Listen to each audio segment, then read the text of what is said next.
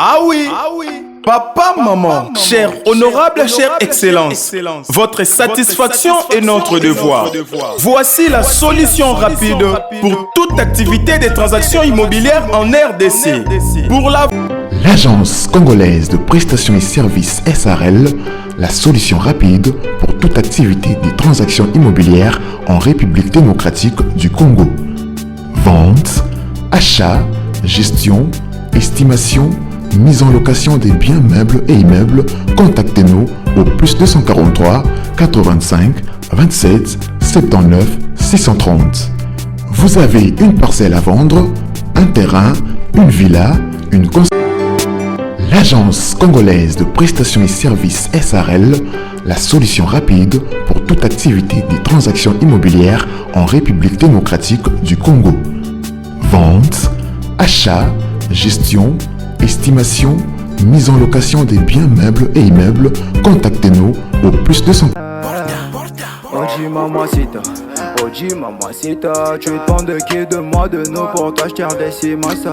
Vas-y mamacita, Oji mamacita, en plein ensemble je t'ai dit j'étais à travers les Milinga.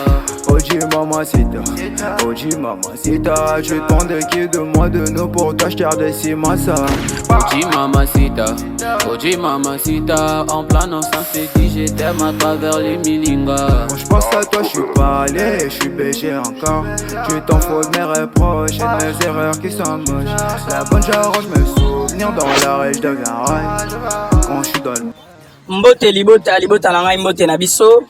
Esengo mingi ya ko présenter biso lupango oyo ya kitoko oyo eza deuxième parcelle na Makadam na quartier moko kitoko oyo tolobaka quartier CPA Moshi, premier et beau quartier ya commune ya Mongafula.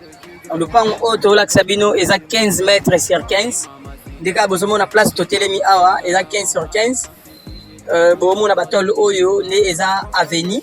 Donc avenue eza na batol oyo bakanga yango boy parce que lupango ezalaki munene baklotiraki on a batol et maintenant morcellement et zo salama 15 sur 15 bomoni au mur ya ba voisin au eza mur ya ba voisin et continuité na yango tikuna dans lupango ezalaki lupango munene eza Tina Prince dans lupango eza Tina Prince na sie bozo kande tozoloba makeyela mituka ezoleka tout ça donc tozana Prince et puis lupango so parti oyo toteka place totelemi awa dans place na telemi abomona ndako oyo ba vitre wana likolo nde yango wana Makadam. Donc place na telemi ozongi ti place vélo oyo ezali ya 3 pinets oyo epesa biso 15 mètres OK ti place batolo wana suki sali arc wana batolo wana place mabaya wana ezali epesi 15 sur 15 donc lupango yoteka ma 15 mètres sur 15 mètres. Baché yango na prix à $45,000 à discuter. Donc ils ont deuxième parcelle na Makadam na commune ya Mongafula. To bimana libanda. Ah to bimi libanda to la sa place to lobayi ke to avenue eza encadré na batol. Voilà batol et Tina Prince. Donc Makadam yango wana place auto soumé bomoni mituka eleka.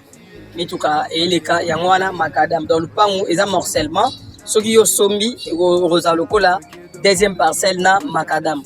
$40,000 et pardon $45,000 à discuter. On nous parle de $45,000 à discuter. 15 mètres sur 15 soit 225 mètres carrés.